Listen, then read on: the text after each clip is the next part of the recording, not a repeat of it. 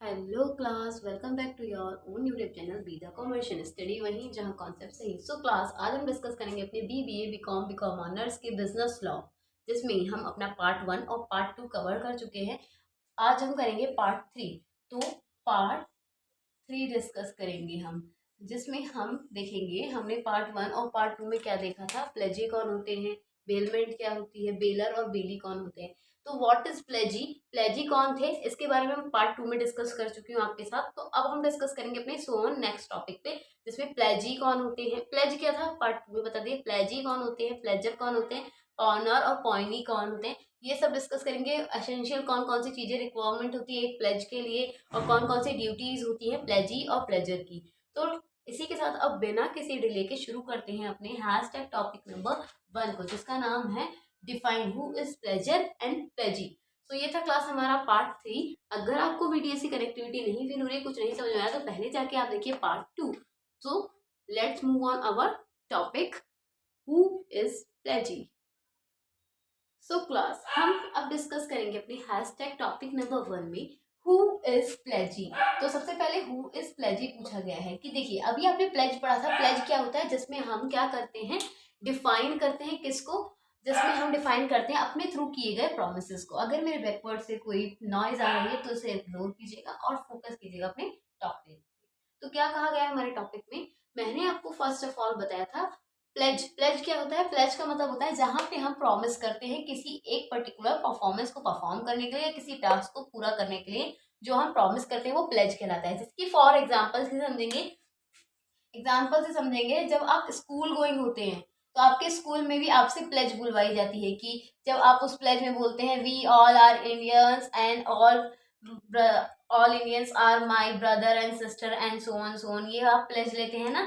Pledge का मतलब क्या होता है, प्रॉमिस। जब आप प्रॉमिस करते हैं किसी से किसी पर्टिकुलर वर्क को करने के लिए तो वो कहलाता है प्लेज। अब ठीक है, अब प्लेज लेता कौन है, ठीक है, तो कौन लेता है, दो लोग लेते हैं, प्लेजर, प्लेजी लेता है प्लेज, जिसे पाउनी भी बोलते हैं, और प्लेजर लेता है प्लेज, जिसे पाउनर बोलते हैं। ठीक है, ये दो पर्सन होते हैं, प्लेजी और प्लेजर, जो क्या लेते हैं, प्लेज को अडॉप्ट करते हैं, यानी कि जो प्लेज को पूरा करते हैं उसका उसे करने का प्रॉमिस करते हैं।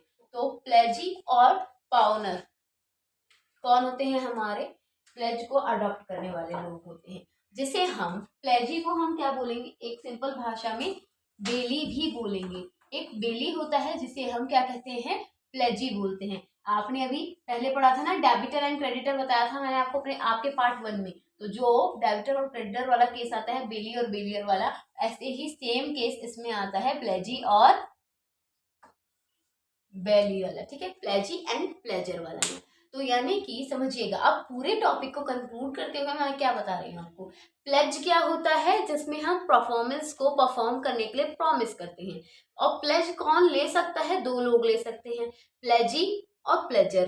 प्लेजी कौन होता है, प्लेजी होता है बेली, जिसे हम डेबिटर भी कंसिडर करते हैं। ठीक है, और प्लेजर कौन होता है, बेलियर, जिसे हम क्या बोलते हैं, जिसे हम क्रेडिटर भी बोलते हैं।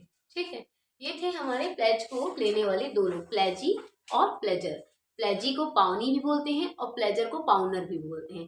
समझ में आ गया आपको क्लास। ठीक है, अब कनेक्ट करेंगे अपने नेक्स्ट टॉपिक के साथ, जिसका नाम क्या है हमारा, एसेंशियल ऑफ प्लेज। कौन कौन सी चीजें एसेंशियल है प्लेज के लिए, कौन कौन सी थिंग्स नीडेड होती हैं प्लेज को लेने के लिए। तो हैशटैग टॉपिक नंबर 2 में जाते हैं, एसेंशियल फॉर प्लेज।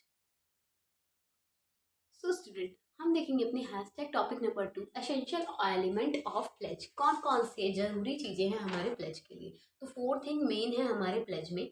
सबसे पहले एक चीज देखेंगे, प्लेज हमारा किसके अंडर आता है, सेशन 172 के अंदर हमारा प्लेज के एलिमेंट्स आते हैं। ठीक है, अब कौन कौन से एलिमेंट्स आते हैं ये देखिए। देखिए क्या कहा गया है, सबसे पहला द डिलीवरी ऑफ गुड्स। एक गुड्स की डिलीवरी होना सबसे बड़ा एलिमेंट है, सबसे जरूरी एलिमेंट है। अगर आपके पास प्लेज के अंदर कोई गुड्स होगा ही नहीं तो डिलीवरी किस चीज की करेंगे, कोई पर्टिकुलर गुड्स तो आपको चाहिए होगा, कोई प्रोडक्ट तो चाहिए ही होगा प्लेज को करने के लिए, यानी कि कोई पर्टिकुलर टास्क तो होगा जिसके लिए आप क्या लेंगे, प्लेज लेंगे। तो गुड्स का होना नेसेसरी है आपके प्लेज में। समझ में आया क्लास। तो delivery of goods is a first essential element of pledge, यानी कि कोई गुड हो या फिर कोई पर्टिकुलर टास्क हो जिसके लिए आप प्लेज ले रहे हो, उसका होना क्या है, नेसेसरी है। Delivery of goods. Second thing is the delivery of goods should be way of security, यानी कि जो भी आपका गुड्स है उसको आपसे क्या करेंगे, डिलीवर करेंगे, किसके बेसिस पे करेंगे, सिक्योरिटी के बेसिस पे, यानी कि जो सिक्योरिटी जिस बेसिस पे आपने वो प्लेज ली थी कि आपने फॉर एग्जांपल आपने मेरा ये फोन लिया है, ठीक है, एज अ सिक्योरिटी रखा है, मैंने आपको दिया है कि आप मेरे फोन को रख लीजिए कुछ दिन के लिए, जब मैं वापस आऊंगी मुझे रिटर्न कर दीजिएगा, ठीक है, एज अ सिक्योरिटी आपको मैं दे के गई हूँ उसे, तो आपको क्या करना है, उसकी डिलीवरी कैसे करनी है, सिक्योरिटी के साथ करनी है। जब मैं वापस आऊंगी मेरे पर्टिकुलर गुड को, मेरे फोन को आप मुझे वापस कर देंगे एकदम सेफ तरीके से, सिक्योर तरीके से, बिना किसी डिफॉल्ट की, तो वो क्या कहलाता है, the delivery of good should be by way of security, यानी कि प्रॉपर सिक्योर वे में जाना चाहिए।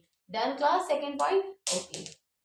जुडिकल राइट, जुडिशियल राइट में क्या होता है, देखिए जुडिशियल राइट यानी कि फॉर एग्जांपल कोई गुड्स है, मेरा मेरा फोन था जो मैंने आपको दिया, तो अब उसके ऊपर मेरा जुडिशियल राइट है, यानी कि मेरा न्यायाधीश तरीके से राइट है उस मेरे पर्टिकुलर फोन पे या उस प्रोडक्ट या उस गुड्स पे जो मैंने आपको दिया है, कि जो मैंने आपको भी एज अ सिक्योरिटी दिया है, तो आप क्या करेंगे, उसे कुछ टाइम बाद मुझे रिटर्न कर देंगे, तो इस पे मेरा जुडिशियल क्या होगा, राइट होगा। एक प्लेज में जुडिशियल राइट होना बहुत ज्यादा जरूरी है। फिर क्या है, मूवेबल गुड्स, जिस भी गुड्स के लिए मैं आपसे प्लेज ले रही हूँ या आप मुझसे ले रहे हैं, तो वो कैसा होना चाहिए, मूवेबल होना चाहिए, जिसको हम एक जगह से दूसरी जगह पहुंचा सकें।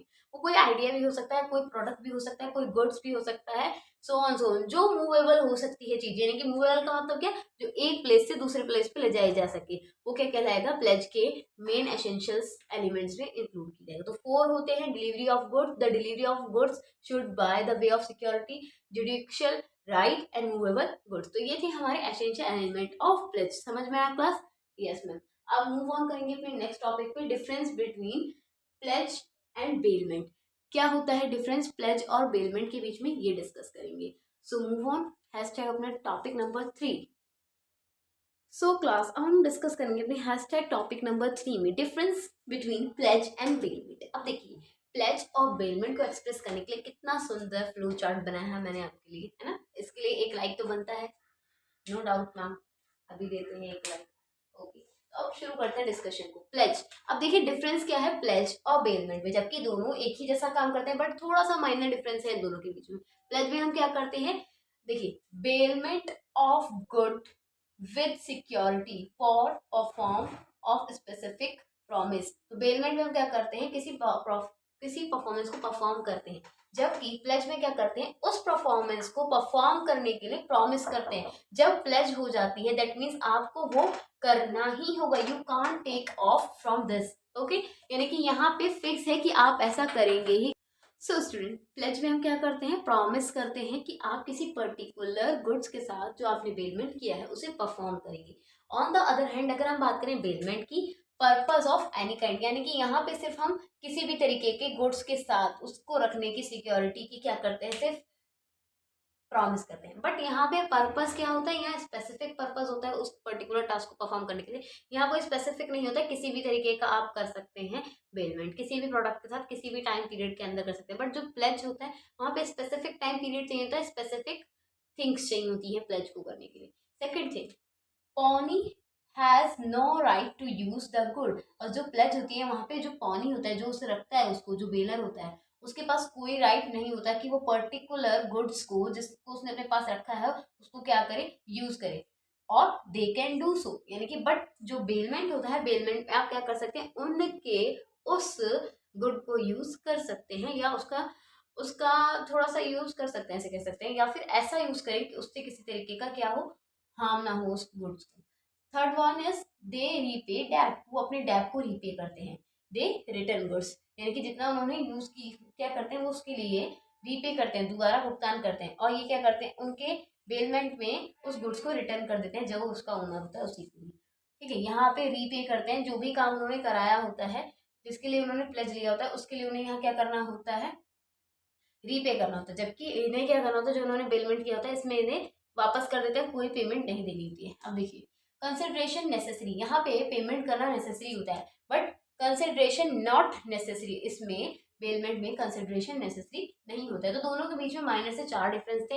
ये किसी भी काइंड के लिए होता है, ये स्पेसिफिक पर्पस के लिए होता है। ये क्या करता है, इसमें पानी को कोई राइट नहीं होता है गुड्स को क्या करने के लिए, यूज करने के लिए, बट इनको राइट होता है, ये यूज कर सकते हैं।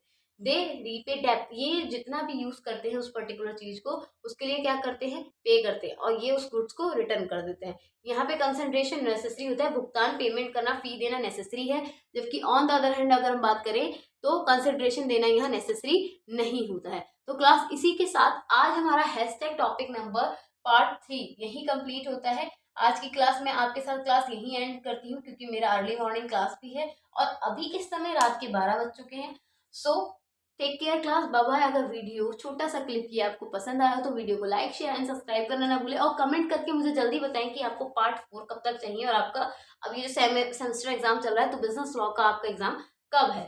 Okay class, take care, bye bye. बने रहे अपने प्यारे चैनल बीदा कॉमर्शियल के साथ, स्टडी वहीं जहाँ कॉन्सेप्ट सही।